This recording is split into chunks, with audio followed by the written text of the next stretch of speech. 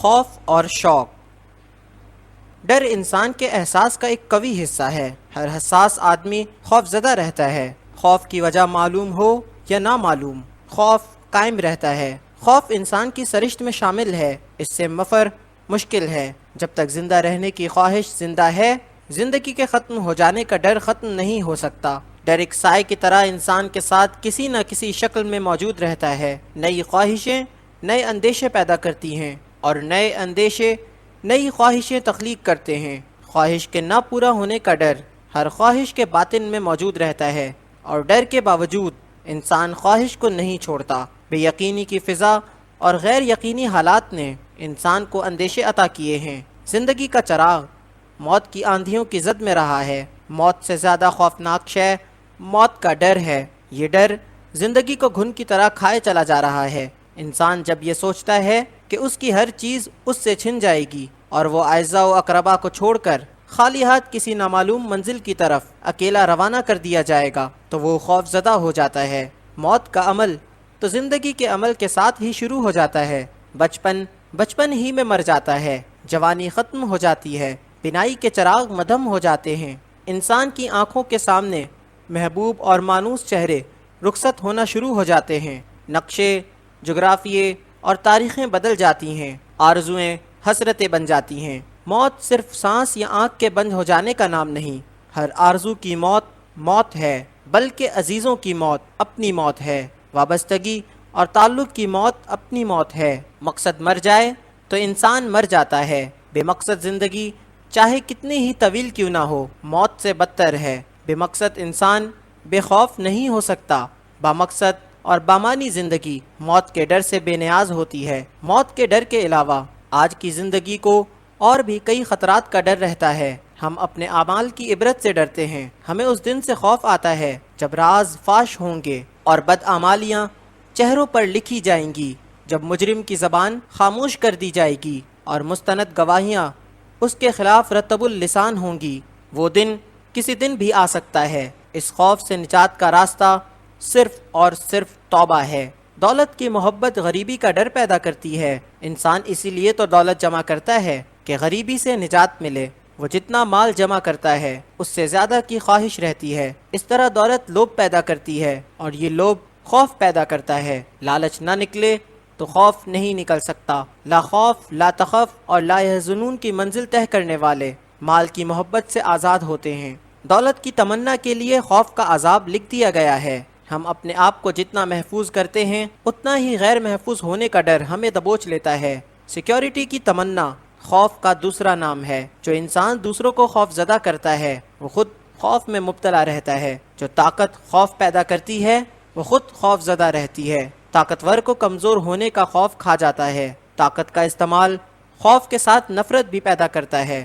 کمزور انسان کی نفرت ہی طاقتور کے لیے خوف ہے۔ یہ خوف طاقت کی موت ہے۔ کوئی دنیاوی طاقت ہمیشہ کے لیے طاقتور نہیں رہ سکتی۔ فرعون کو موسیٰ علیہ السلام کی پیدائش سے پہلے ہی خوف لاحق ہو گیا تھا۔ فرعون کی دولت، اس کا دبدبہ، اس کی حکومت اور اس کے لشکر اسے ایک بچے کے خوف سے نہ بچا سکے۔ ایک انسان کے خوف نے ایک بادشاہ کو چین سے بیٹھنے نہ دیا، اور آخر طاقت غرق کے دریا ہو گئی۔ اقتدار اور اختیار کا بے قرار رہنا فطری بات ہے۔ کچھ لوگوں کے لیے ماضی کی یاد خوف پیدا کرتی ہے، کچھ لوگ مستقبل کے اندیشوں سے دوچار ہیں۔ خوف موجود لمحے کا تو ہوتا ہی نہیں، خوف صرف جانے والے یا آنے والے وقت کا ہوتا ہے۔ گزرے ہوئے زمانے کا خوف دراصل آنے والے زمانے کا خوف ہے۔ ماضی صرف اسی وقت خوف زدہ کرتا ہے جب اس کا ناخوشگوار نتیجہ ابھی باقی ہو۔ اس کی رحمت پر نگاہ رکھی جائے تو خوف ختم ہو جاتا ہے۔ خوف آخر مفروضہ ہی تو ہے، وہ المیہ جو ابھی رونما نہیں ہوا اور رونما ہو سکتا ہے،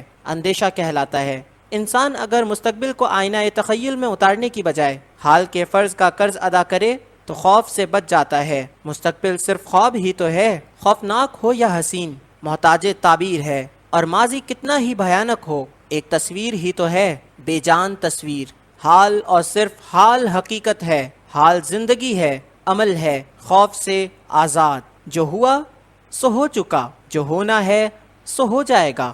صرف خوف کسی خطرے کو ٹال نہیں سکتا۔ صرف خوف زدہ رہنے سے تو دشمن نہیں مرتے، عمل کی ضرورت ہے، اور عمل کے لیے خوف سے نجات ضروری ہے۔ اسی فانی اور مختصر زندگی میں لوگوں نے خوف سے آزاد رہ کر کارنامے سر انجام دیے، عظیم تخلیقات ہوئیں، تہذیبیں پیدا ہوئیں، عجائبات بنائے گئے، تمدن پیدا ہوئے اور پرانے کھنڈرات کے دامن میں نئی عمارتیں بنائی گئیں۔ زندگی صرف خوف زدہ رہنے کے لیے نہیں ملی، خوف ترقی سے محروم کر دیتا ہے، اور خوف زدہ انسان اپنے اندر ہی ریت کی دیوار کی طرح گر جاتا ہے اور یوں زندگی ہی میں مر جاتا ہے۔ عظیم انسان موت کی وادی سے باوقار ہو کر گزرتے ہیں۔ دراصل کچھ مزاج ہی ایسے ہوتے ہیں جو ہر حال میں ڈرتے ہیں۔ عبادت کریں تو اس کے نامنظور ہونے کا انہیں ڈر رہتا ہے، وہ سفر کریں تو حادثات کا خطرہ ان کے دل کی دھڑکنیں تیز رکھتا ہے، دھوپ ہو تو انہیں دھوپ سے ڈر لگتا ہے، بارش ہو تو بارش سے، وہ بجلی کی چمک اور بادل کی گرج سے ڈرتے ہیں،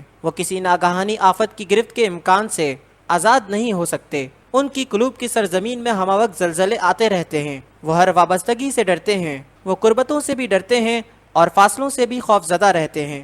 ان کے لیے ہر مشاہدہ خوف پیدا کرتا ہے، اندیشوں کی آکاس بیل ان کی زندگی کے شجر کو لپیٹ میں لے لیتی ہے اور ان کی ہستی اس ٹوٹے ہوئے جہاز کی طرح ہوتی ہے جسے کوئی ہوا بھی راس نہیں آتی۔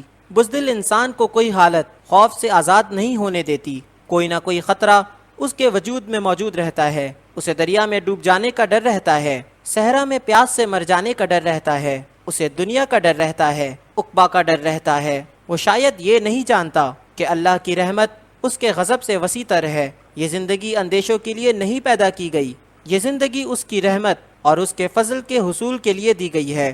راتیں ہمیشہ تاریک نہیں ہوتی اور کوئی تاریک رات ایسی نہیں جو دن کے اجالے میں ختم نہ ہو۔ سورج ضرور طلوع ہوتا ہے، کامرانیوں کا، سرفرازیوں کا۔